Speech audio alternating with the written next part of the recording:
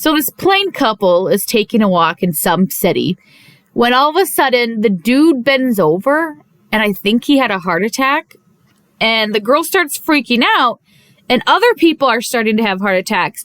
Like Light is going crazy right now writing in his notebook. You know what I'm saying? And then a freaking truck comes out of nowhere and Final Destinations into the girl. There's no coming back. That girl is dead. And there's flames everywhere suddenly. I think a plane is crashing. It's just death and despair. It's 2020, okay?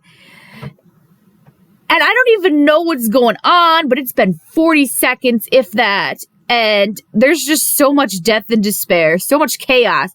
And I'm like, I thought, based on what I saw from fan art, that it was some kind of cute vampire bromance, but I'm not sure anymore. And I'm scared. And I'm nervous. What's going on? After that, a bunch of priest Vatican people, I don't know, they're walking in on the scene, following some kind of pink-haired goth little girl. I don't know, maybe she's some kind of chosen child or something. But she's leading the group through all this chaos. And they're on a mission. And they are going to fulfill whatever the heck that may be. They probably caused the heart attacks. I don't know. So these Vatican priest dudes end up finding these orphans. And they just surround them. And I'm just like, I recognize the little boy in the red sweater as being the protagonist. I can tell by the face. But I'm worried about those other kids because apparently, you know, anybody can die within the first 2 minutes of this anime. So I'm worried these kids are going to just be dead. They're gone. But they end up capturing all of them and taking them to some kind of, I don't know, sewer system, city, whatever. It looks like they basically became livestock and part of some kind of blood farm. And the Vatican people are vampires, I guess, now. So they're using them for blood. And, you know, props to that. It seems an efficient way to get blood. Especially considering it's, you know, 2020 outside. You know, best protect your food source. Meanwhile, you, the obvious protagonist, is like, screw that. We will not be giving any more blood. I am going to take down these vampires, but I am a weak child, and I just cannot seem to realize that. But he's going to take them all down. He's on a hunger strike. You know, can't take my blood if I don't have any, you know, energy or nourishment or whatever. I don't know. I just feel like he's not really thinking this through. He's grumpy. He's moody. And he's like, just you wait. I will take care of all of this and we are going to get out. However, his friend, bro, this little blonde angel, is like, hey, let's just make the best of it. At least we're all together as a family. Don't worry. Everything will be okay as long as we just, you know, play along. You ends up starting a fight with some ugly vampire over stepping on some kid's hands. And he's like, I'm going to take you down right now. And then the angel blonde child is like, hey, he's a moron. Don't worry about it. Just let it go. It's fine.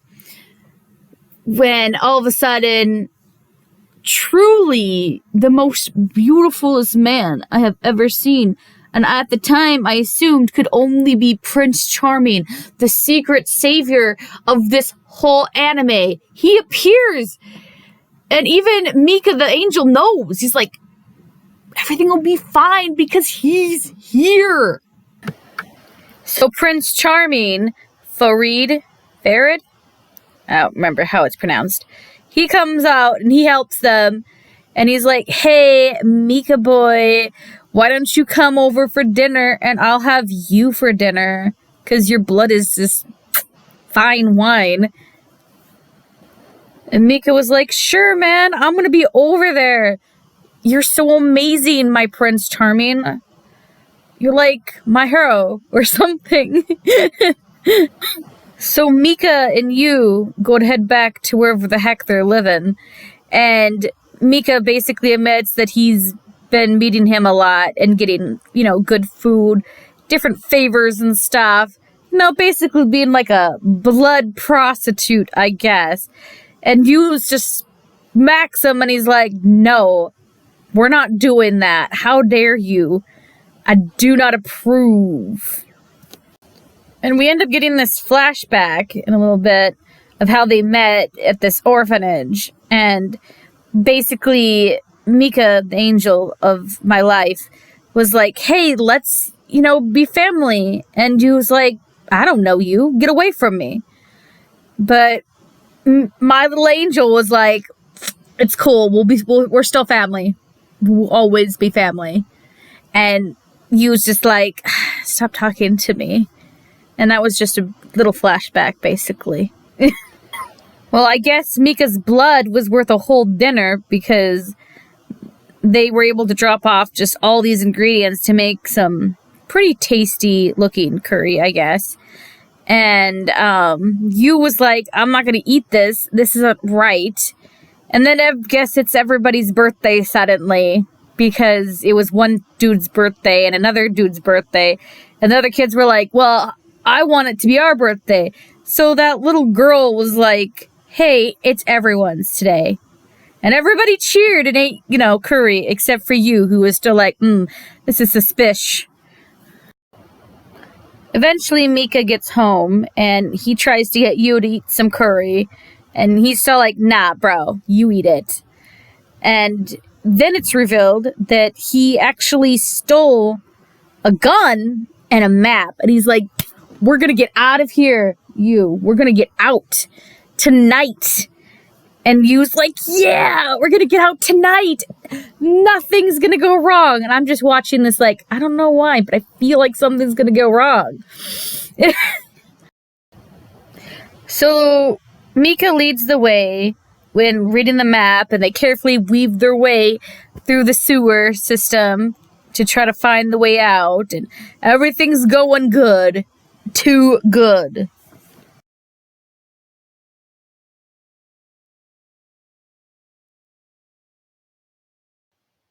So they're just about at the exit when all of a sudden there's Prince Charming, the love of my life, the cutest vampire ever. And he's like, I've been waiting for you. It took you forever. And it was then I knew it was a trap. He knew all along. He knew what Mike was doing. And he was just waiting for him. You sly, handsome prince, you. At this point, the kids knew they done messed up. They are trapped. And that's when Prince Charming was like, you guys just got to get past me and you're home free. You can escape. And they're just like, should we do this? Should we not? And he's like, come on. Just get past me. Because Prince Charming is just being so generous, I guess, suddenly. Next thing you know, Farad, suddenly not so Prince Charming, quickly moves past, sucks a kid's blood just faster than I am being sucked of happiness at this episode. And she's dead. Everybody's freaking out, rightfully so. You shoots at Farad. He dodges it. He's Prince Charming. He can do anything he wants, I guess. And he goes and he shoots at the air and he tells everybody else, like, dude, you need to run. Just get past this dude and get out. Be safe. So, of course, they all start breaking out running, trying to get past my monstrous Prince Charming. Of course, Farad, he slaughters all of them. Like, what are you doing? It's lambs to the slaughter. Lambs to the slaughter. What made you think this would work, you? What made you think? I'm seriously spending this whole episode questioning your ability to think rationally. I know you're a kid. I get it. You're 12, but still. Then Farad goes and he stabs his hand through my baby angel Mika. I'm pretty sure he's not going to come out this pretty well. He also loses an arm in the process.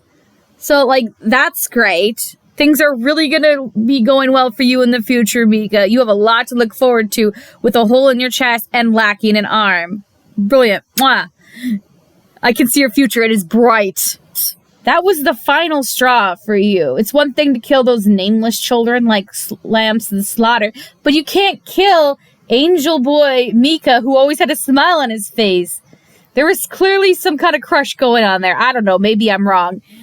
And so he was like, you're going down. And he just shoots Farad.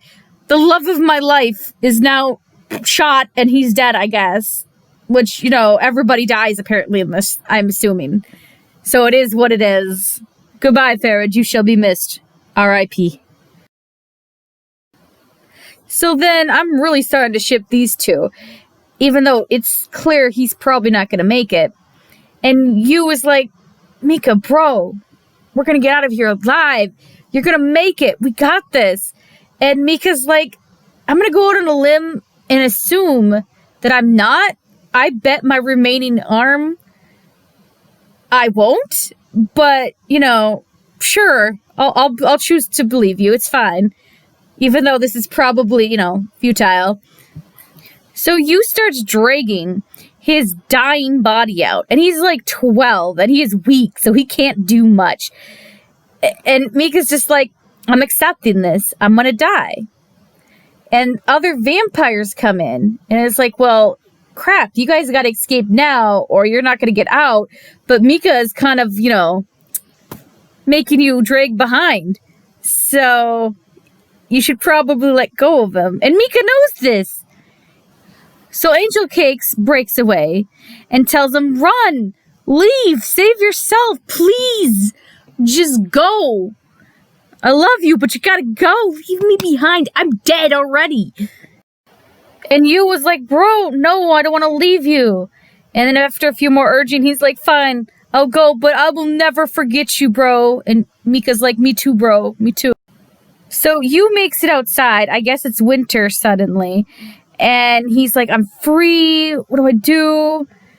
He's looking around, trying to find some help. And bang. This cutie comes out of nowhere. And he's like, hey, the prophecy was right. Because apparently there's a prophecy now. And he's like, you're here. How would you like to come with me? And, you know, we can go kick some vampire butt. Why not? The only cute vampire around is dead now, apparently. Shot to the head. He gave love a bad name, you know. So you runs over all cute like and like hug tackles this new cutie and is just crying and stuff. Like he's so thankful another hot guy came and saved him, I guess. His new big bro has no idea what to say or do. And he's like, I guess this is cool. You're my little brother now.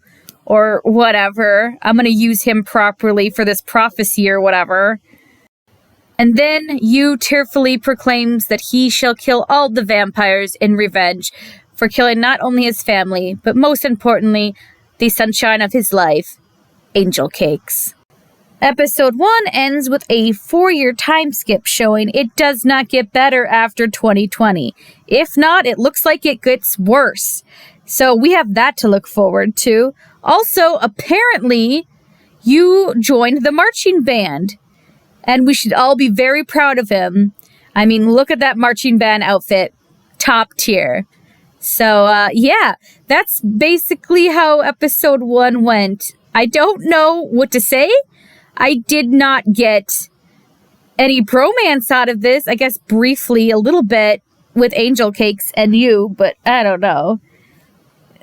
I'll finish it, I guess. Do you guys want me to do more episode summaries? Or are you pretty much just sick of the one I did? Is there any more you want me to do episode summaries to? Let me know down below. Bye.